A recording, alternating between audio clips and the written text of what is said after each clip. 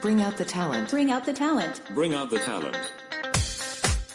Welcome to Bring Out the Talent, a podcast featuring learning and development experts discussing innovative approaches and industry insights. Tune in to hear our talent help develop yours. Now here are your hosts, TTA's CEO and President Maria Melfa and Talent Manager Jocelyn Allen.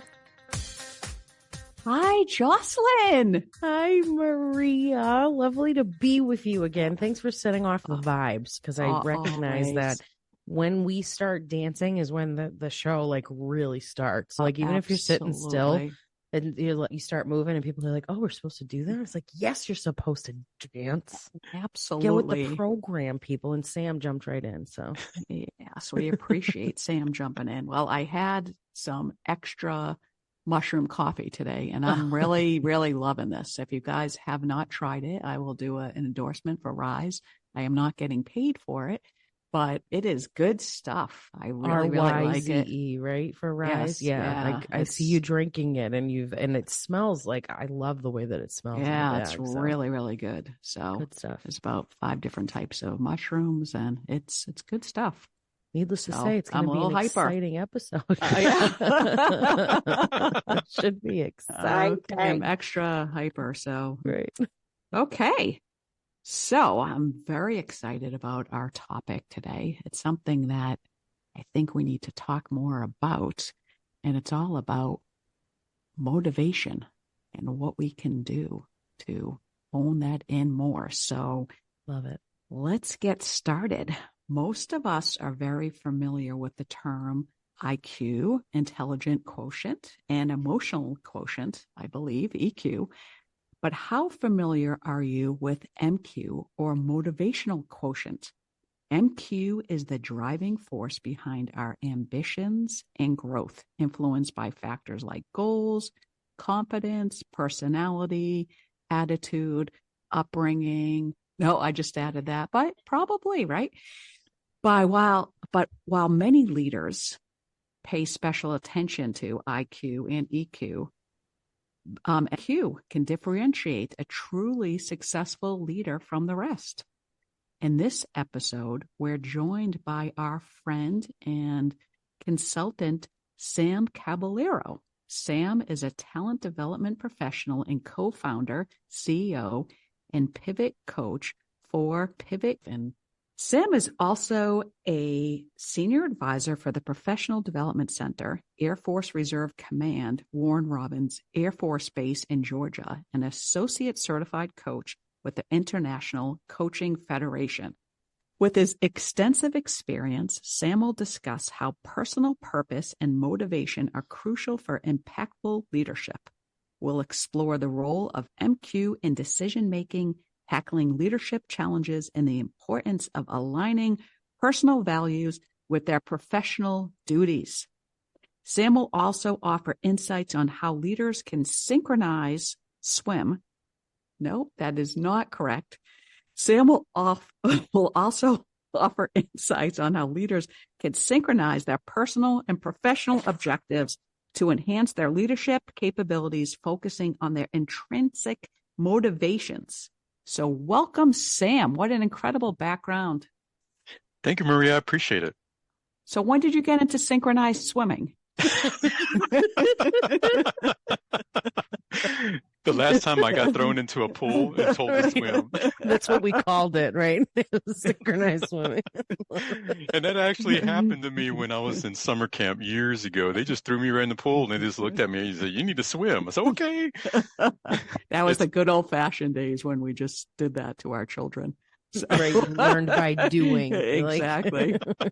Now we have to. Absolutely. Now we have to give and them it still echoes today. Yes. Right. Now we have to give them 20 years of private lessons before we let them loose. So Sam, I read in an article that summed up IQ, EQ, and MQ for leaders. And they're saying IQ, intelligent quotient, how capable are professionals at their job within the organization. EQ, how emotionally aware are they and how do they interact with others? And MQ, how they operate and propagate motivation and vision within the organization. So I love that explanation. Would you talk a little bit more about the motivation quotient and what is crucial for someone in a leadership position? And how does it help leaders take decisive actions on making strategic decisions? Well, thank you very much for that question, Maria. I remember my brother-in-law and we used to own a small little business where we would export into the United States different pallets. We didn't know exactly what were in the pallets, but believe me, they were safe, nothing in there other than just stuff. And we had a contact in Mexico City where he would find these pallets and we'd buy them and we would ship them up here and we'd take them to the flea market and we'd sell them there. We wouldn't sell the product, we would sell it to the vendors. And it took a long time to find a great contact, but we finally found one. And he invited us to Mexico City along with other people that he was doing business with. And he said, you know what? I'm going to take you to a fine restaurant. You're going to love this place. And they have this dish that gives you vitality and strength. And I'm like, okay, vitality and strength. I want some of that. I had no idea what he was talking about, but we met him, including some other guests, and he took us to this awesome restaurant. If you're in Mexico City, you got to go to the Polanco area of the city, and it's just incredibly beautiful. And we went to this restaurant called La Mercedes, and we walked in, great, I mean, just beautifully decorated. And on the table were like chips and salsa, different types of salsa. And we ordered our drinks, sat down, talking to people. And he was like, you ready? We're going to bring the food out. So it was the appetizers. And several plates came out. And one of them was called escamoles. Have you ever heard of escamoles, Maria? Not. Interested to learn more. Well, as we're coming out, I thought to myself, I am not eating that.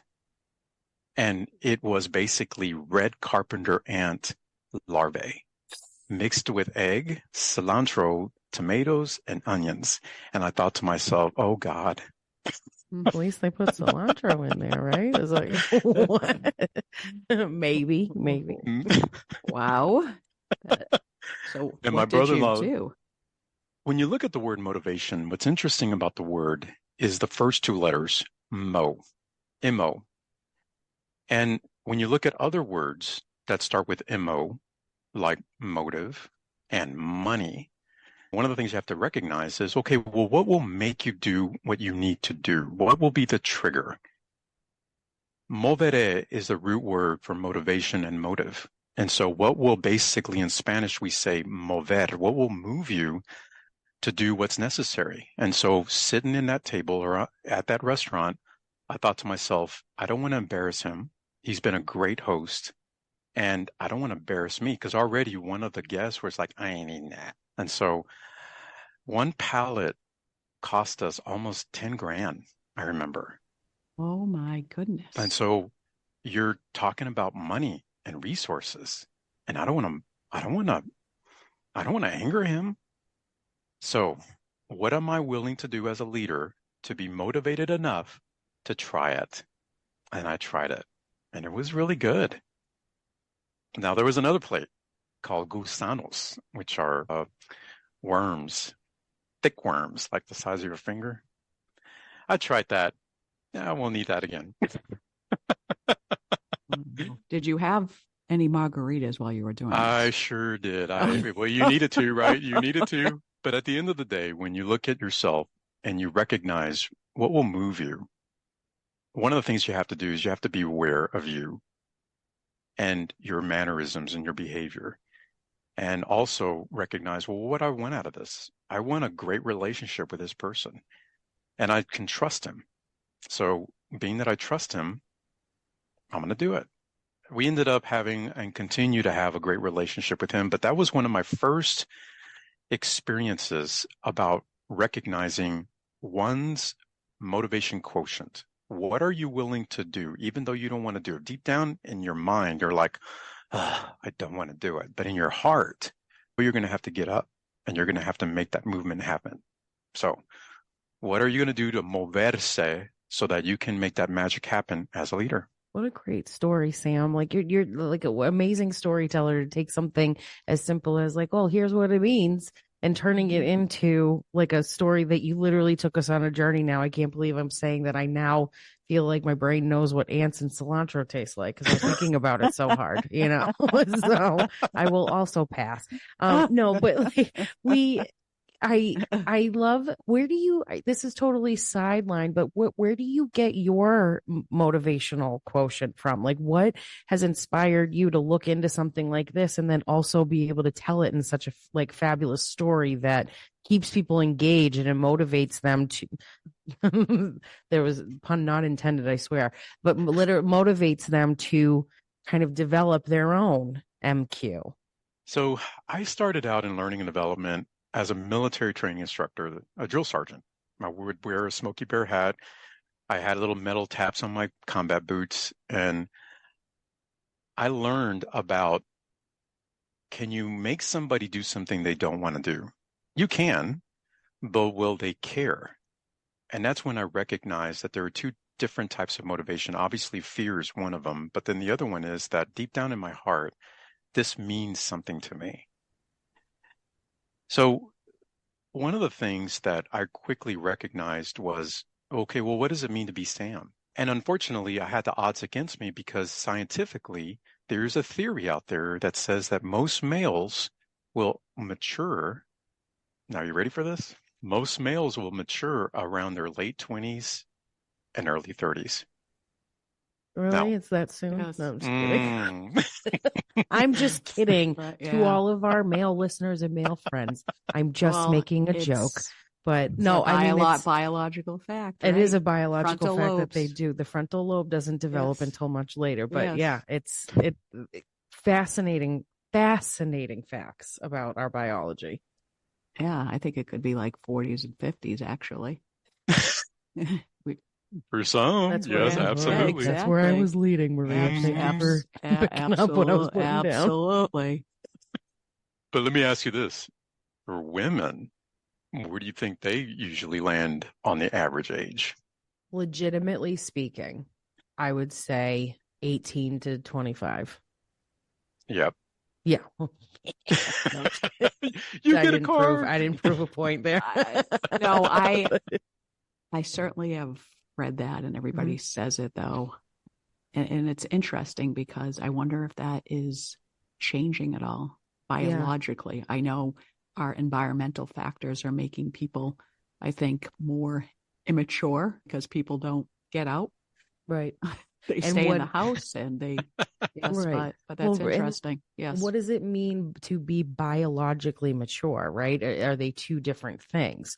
Because, I mean, maybe that's what we're getting at, right? And the difference between IQ, EQ, and MQ is that there's a factor of it that has a biological factor as to how a brain grows, and therefore you're at this stage of your life. And then there's environmental factors that nurture certain things to be different from others who have the same brain composition otherwise. So I agree with you. Between the pandemic, between the way that our technology has changed and the way people interact with it and how early they interact with it, I would absolutely say that those numbers could change tomorrow. They could change again in the next 10 years. I think it's a very valid point. For many of us, we look at maturity as behavior, mannerisms, our reactions. But sometimes we don't look at it from the perspective of awareness, that even before you do whatever, did you pick up on your trigger quickly enough to recognize that what I'm about to do is going to have a consequence? And a lot of times when you're in your mid-20s as a male to late 20s, maybe even early 30s, you do things and it's like, I did it and now I'm just regretting it. I just cannot believe I did this.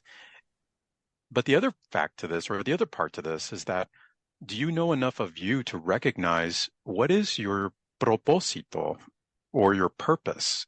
And I like to use the word purpose in Spanish, propósito, because pro is what do you put ahead, pósito of the thing that's important to you. And I really didn't understand that. And as I was in my early 30s, I was already now a father, married, and I started recognizing that, well, what is my purpose? I'm a father, I'm a husband, I'm a member of the military, I'm a son. Okay, well then how does that all culminate to what drives you? What gets you out of bed every day? Well, I got to put food on the table. I got to pay the bills. I want to be transparent and honest with myself. When I look in the mirror, I want to still be able to look at myself. So there's a lot of factors of what will motivate and move you. But I think what was important, and I didn't really recognize that until I hit my 40s, was that if you were to put it in a quick elevator pitch about you and what is it that gets you out of bed, I think I came to the realization that I truly enjoyed helping people, but not just helping them help themselves. And I think that once I put it in a statement, it really resonated with not only my mind, where you have all these things that are kind of trying to interlink themselves, but it also came to my heart about love and care. And so when you combine the both, now I really knew what it meant to be Sam and what is it drives me as my personal why. So for me, it is about helping people help themselves, and it culminates all the things of my past, what makes Sam Sam. But the beauty of it is that I'm different from you, from Maria, from anyone, because we all have our own why. Love, love, love, love that. And thank you for the remarkable segue to my next question, because identifying that personal purpose, your reason why, that's the start of everything. I mean, the start with why conversation has been coming up so much more recently because it matters. It matters how you think and how you feel personally and how that applies professionally. So you're talking about motivation and the personal purpose and alignment of that. And so now let's take it into organizational development and like performance. We know a motivated workforce is essential for success. The higher the motivation, the better the performance is. And the same would apply to leaders and others in different roles throughout companies. But in your view, how does a leader or a manager in particular take their own personal purpose and align it with their professional roles and responsibilities? How do we create the transition to apply it in our work environment? That's an awesome question. My father-in-law, unfortunately, had passed away last month. And instead of trading gifts, we decided to exchange books that he would like. And I got an incredible book written by a Dr. Viktor Frankl, Man's Search for Meaning. Oh, let me tell you, that book, I mean, I just could not put it down. And if you're not familiar with his story, a psychiatrist, psychoanalyst from Vienna, Austria, had a chance to come to the United States right before or during the Anschluss when Germany entered Austria. And he decided, no, I can't abandon my parents. So he got picked up, he got arrested, including his wife, and he ended up going to Auschwitz. And he survived. And even through all the tragedy and the horror that he saw, in the book, he talked about what is it that I can do to keep me going? What will be the motivating factor that aligns with my why? And so he learned multiple things in his journey. I think the one that was so compelling for me was to not to think about the past, but to think about the now, and of course, think about the future. And most importantly, to recognize that this is only temporary. But then, what does it mean to be you? And so one of the things that he had was that he knows and he knew at the time, what does it mean to be Dr. Viktor Frankl? I'm doing my thing right now in this place, but it's only temporary. And I can take what I'm learning and leverage it so that as I face these problems, I can use that to help me continue to survive. So now you take that, and I know that everyone's got their challenges at work. And there's some things you can control, and of course, there's things you're completely out of your control. But one of the things that I learned from the book is, where are you going to put your energy? Are you going to put on the things that you have no control over? Or can you just simply acknowledge those things that you have no control over and engage in the things that you have true influence over?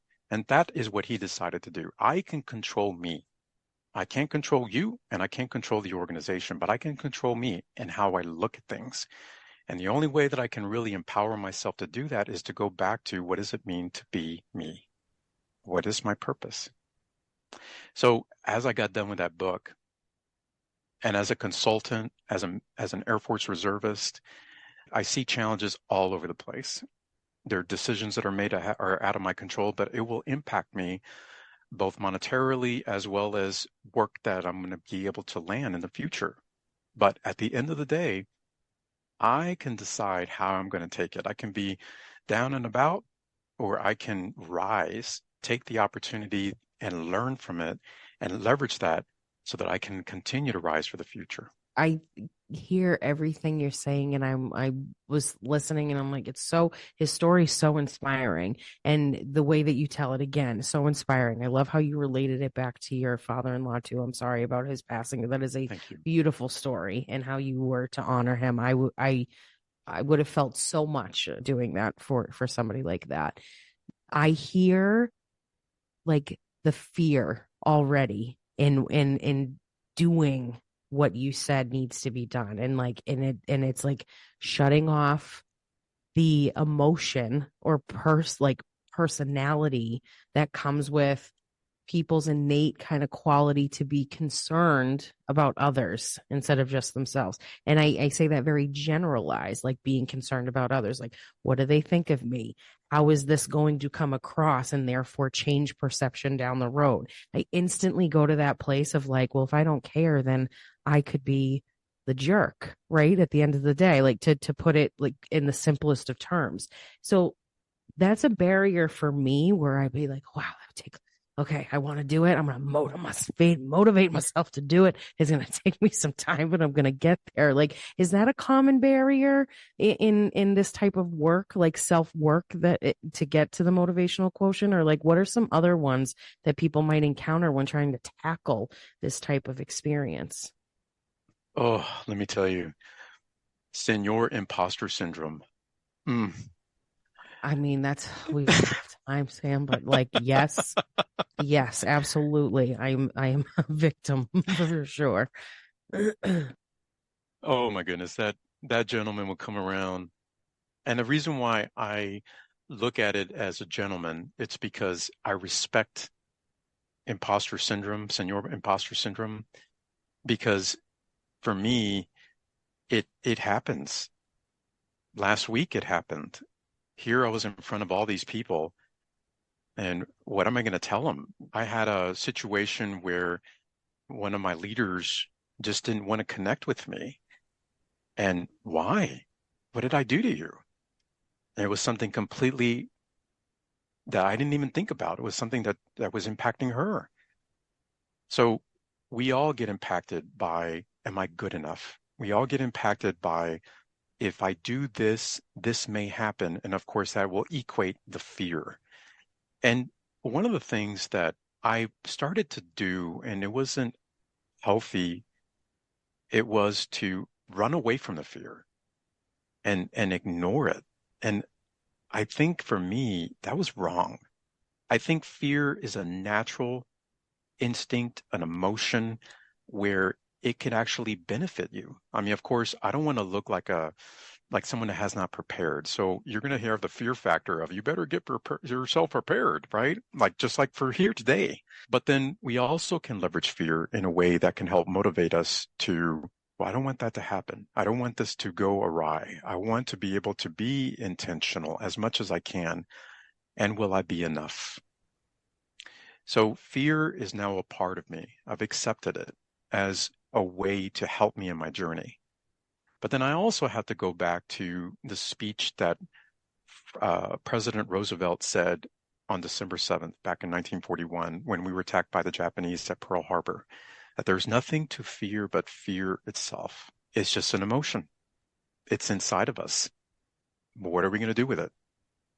And when you look at the word emotion and you take away the E, that gives you emotion. So how are you going to move? How are you going to take that next step? And that's where awareness comes into play. What is your awareness? What do you know about you, where you can go back and leverage what you know about yourself so that you can move forward? Very, Very good advice and very interesting. I know when you talk about trying to overcome anxiety, one of the things they talk about is just throwing yourself in the areas that cause anxiety for you. So it is very true. You just have to embrace it because it is clearly an emotion. And I know it's certainly easier said than done, but I think if we can all live by that, we would all be more successful, right? And happier people. But look at the number of people that have anxiety now. What, it's like 80%, right? It's crazy. It's just becoming much more prevalent, and it's all very much correlated with fear, right? It is. It is. But I love the magic of a walk. A good old fashioned, get your sneakers on, go around the corner, but a walk where you've got a little bit of pep in your step, your shoulders are back, your head is up, and you're looking straight ahead, or maybe looking up, and you're breathing through your nose and out through your mouth. And I think for me, that has allowed me to recognize, well, what are the values that I carry? What are the things that make up my battle rhythm? And I have to share the three things that make up my battle rhythm. Now, they may sound a little childish, but that's my convention, and that's me, because everyone's a little different. But to be smooth, to be agile, and most importantly, to be methodical. So for me, to be smooth is just taking intentional movements, whatever that may be. To be agile is, that's okay. Let's change it up a little bit. Nothing says I have to keep my left foot planted all the time. Let's move that left foot. And then, of course, to put thought in what you're doing before you do it. And it could take a millisecond, but at least you took the opportunity to take that one little thought. Just one. So to be smooth, to be agile, to be methodical, that is something that for me resonates quite a bit whenever I'm challenged, whenever senior imposter syndrome pops his head up, and whenever I find myself not myself. All right, Sam, let's get back to where you said you wanted to be intentionally. Love that. So when you work with organizations on this, how do you work with them? Do you start with a type of workshop and you have everybody start journaling what motivates them? Give us some examples. So one of the things for me that has been very important has been to go in any organization as objectively as possible. And I know it's hard to do because you have, and everyone's got it, the B word, bias. And it's I was making sure I understood where you were going, but I'm with you. Oh yeah, I know. I hear you. Years ago, I grew up in Ramstein, Germany. My dad was in the Air Force, and it's a hard waiting list to get on base where everybody speaks English. But we lived in this little town called Katzweiler. And in Katzweiler, there was this little home that we lived at that was owned by a man and a woman, a wife and husband team, wife and husband, Herren Kennel and Frau Kennel. And I stumbled upon his workshop, and I remember he would make coffins. So he was a World War II veteran fighting for the Germans, but he got picked up and he was in a POW camp in Washington State needing to learn how to become a carpenter. So that's how he learned his trade. Well, I started helping him a little bit, and I actually picked up German. Well, when I'm in front of a class and I can't get their attention, I'll just start talking in German, and people be like, oh, what? You? What, you didn't think I could sprechen Sie Deutsch? And so you could see literally their face covered in that B word, because it's like they have their stereotype. They have their thing that prevents them from getting beyond their thought. And so once again, you go into an organization and you got to be objective, but what can you do to put your biases to the side? And for me, I just do this little quick thing before I get off the car.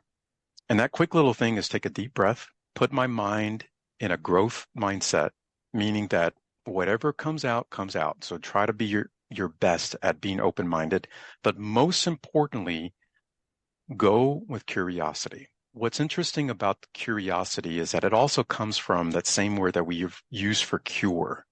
So what are you doing to try to cure or help? And so I just go with that curiosity quotient of wanting to help. But in order for me to do that, I'm going to have to be open-minded and keep those biases to the side. So it has helped. It has helped. So when I walk in, I just ask lots of questions.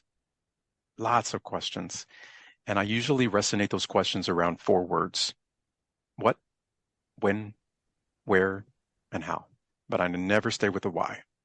Why do you think that is? I'm like really thinking hard I know, about this. because the why to me seems like that would be the most important, right? So is it because of the personal why? It could be both personal and organizational, because as soon as you start asking a why question, not to say it's off limits, but when you start asking why questions, it's like, why are you asking me that? Sure. The defensiveness. Yeah. Absolutely. And especially when you come into someone's house, you're like, why is that sofa next to that window? Hey, that ain't your sofa and that ain't your window. Why are you asking me about where I place my furniture? So people, you don't want to put them in defense. You definitely want to put them in a perspective where they want to share. And usually when they start sharing, that's where you got them. And not in a bad way, but in a way where I now know you. I know where you're coming from. I know I can see and hear those struggles that you're dealing with. And so then that leads to what prevents great performance in the workplace or even at home. What prevents one to be where they want to be at? Is it something that you don't know? Is it the environment? Is it whatever it may be?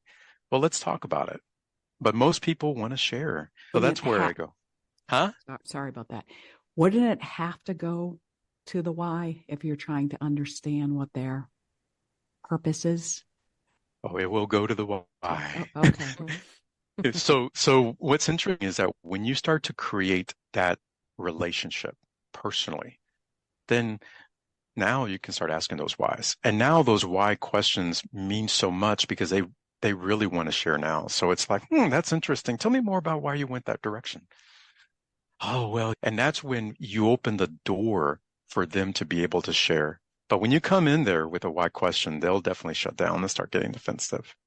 That's why it's so important to create that relationship. And that segment of time can be as quick as 15 minutes. Yeah, it's like I have so many other places that I could lead now. And I just like so if we're talking about the why in different capacities, right? So personally, professionally, and then also saving it for certain areas of conversation and development to prevent defensiveness.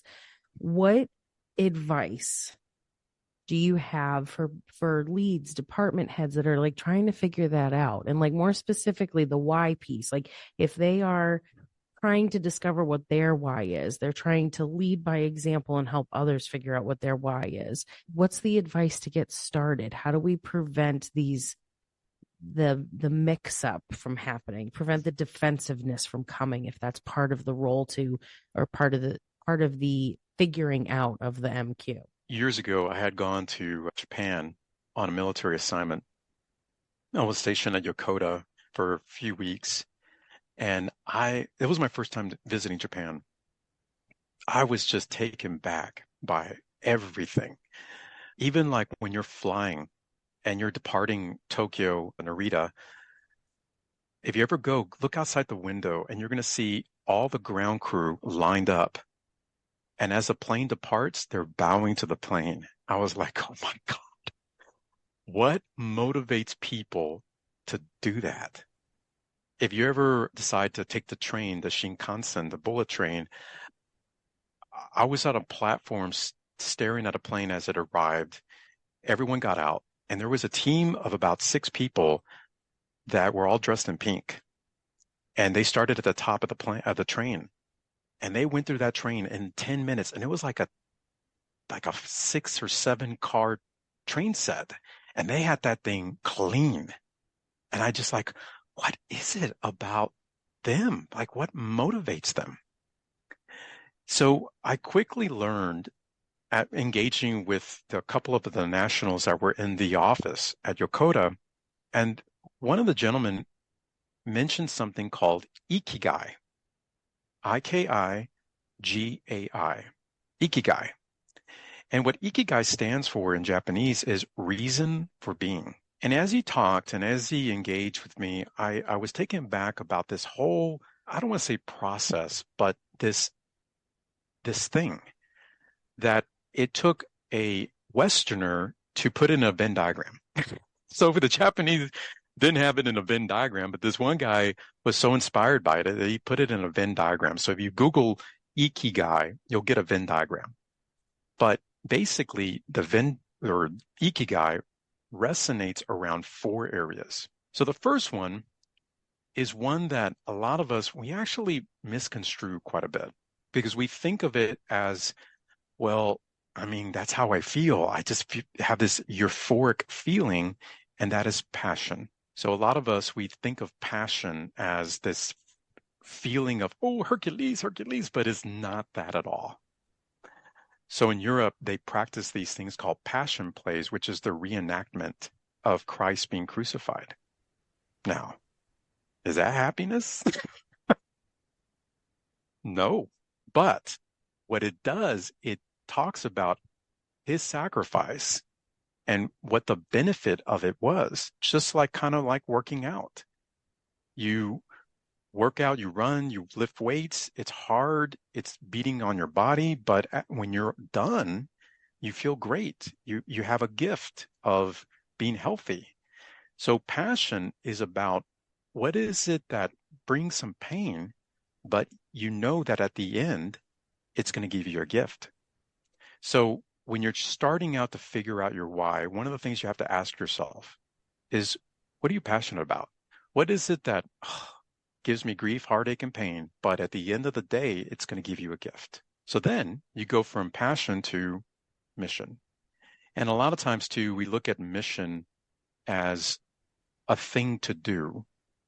But when the Spaniards arrived to the Western world, they started putting these places along like Texas, Mexico, South America called missions. And the purpose of the missions were to change those natives to good Catholics. Well, they were messaging something. And that's really what a mission is a message. So what is your message? What do people get from you when you're engaging? And one of the things for early leaders you got to do is get out there, get feedback from your peers, from your leaders to see, hey, what's going on there? What are you messaging? So then you go to, well, what do you profess to say that you do? What's your profession? And then finally, what is your vocare, or what is your calling? What is your vocation? And so when I coach people, especially young leaders, emerging leaders, I'll take them on a journey around their ikigai. What is their passion? What is their mission? What is their profession? And of course, what are they called to do?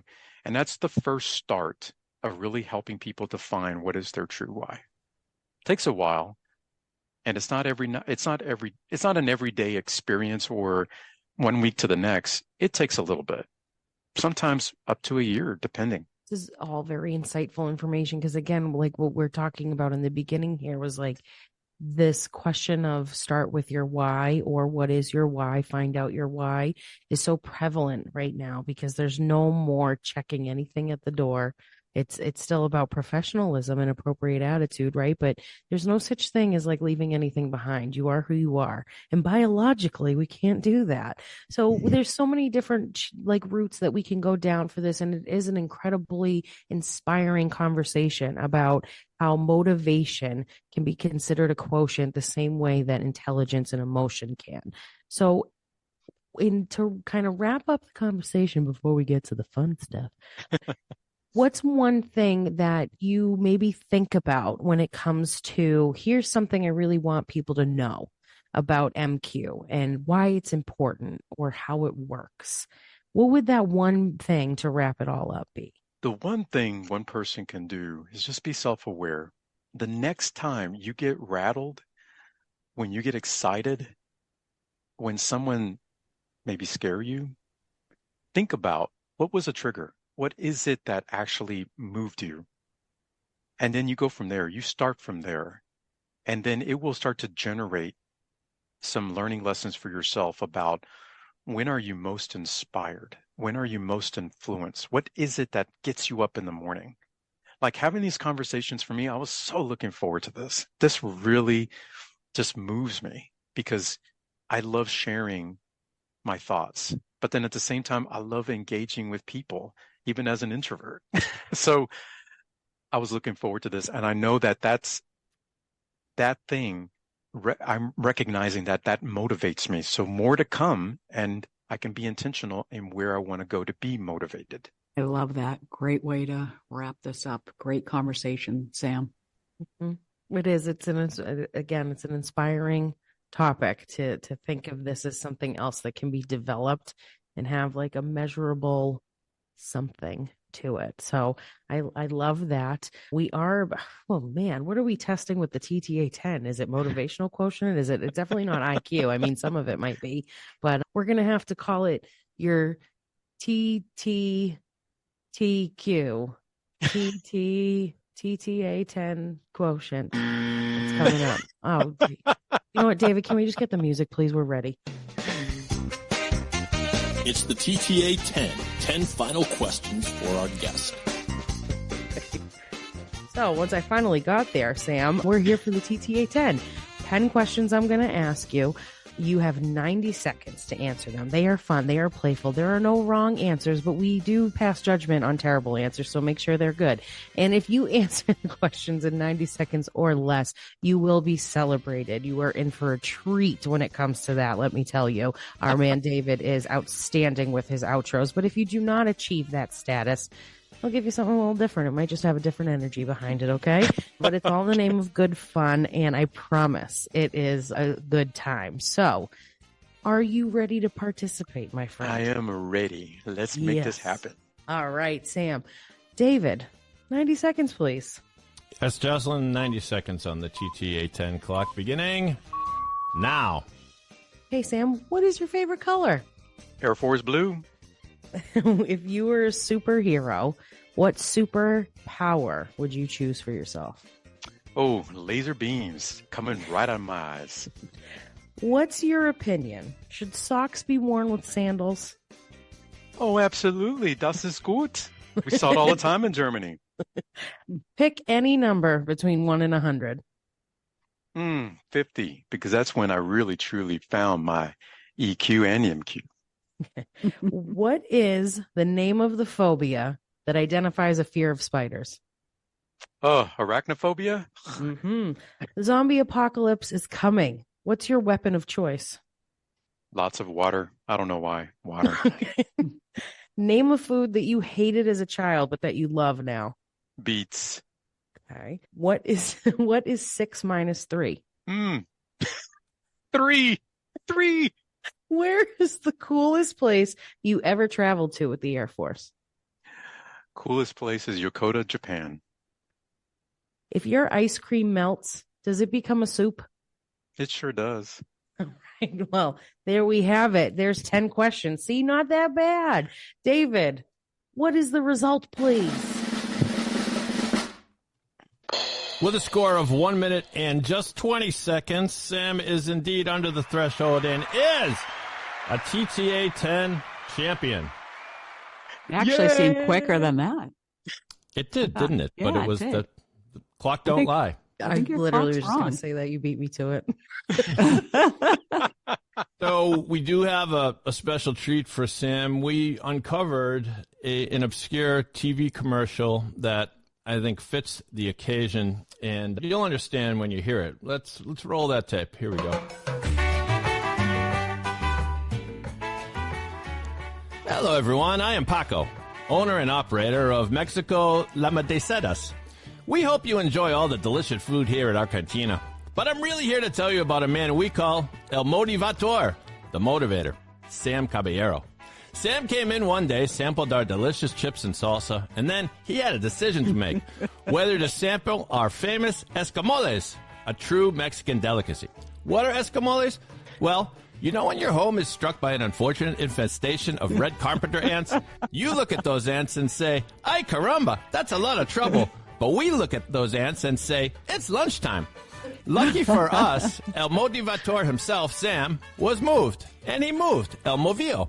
He moved at first away from the table, but then he rolled the dice and sampled our delicious escamoles. And with every crunch of those delectable carpenter ants, he showed us the power of motivation.